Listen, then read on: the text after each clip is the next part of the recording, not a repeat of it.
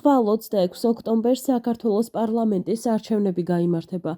ამორჩევლები 4 წლის ვადით საქართველოს პარლამენტის 150 დეპუტატს პროპორციული საარჩევნო სისტემის საფუძველზე აირჩევენ.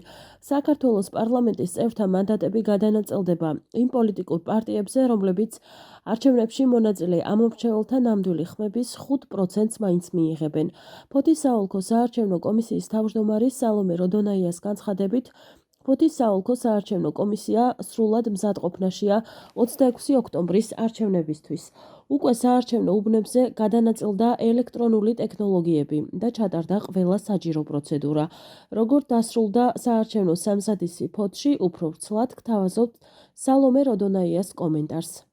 71 ფოთის საოლქო საარჩევნო კომისიის ძირითადი საწყობიდან მოხდა უბნების მიხედვით, ასევე გრაფიკის შესაბამისად იმ ინვენტარისა და დოკუმენტაციის მიწოდება, რომელიც მნიშვნელოვანია იმისათვის, რომ უბანმა ხვალ განახორციელოს არჩევნების დღეს კენჭისყრის პროცედურა. პროცესმა ჩაიარა ყველა წესის დაცვით და ამ ეტაპისათვისაც ყველა უბანი მოწყობილია და მზად არის იმისათვის, რომ ხვალ მოემსახუროს ამორჩეველს. ჩვენი ამორჩეველი არის 40479, ფოთის შემთხვევაში ჩვენ გვაქვს 23 საუბნო საარჩევნო კომისია.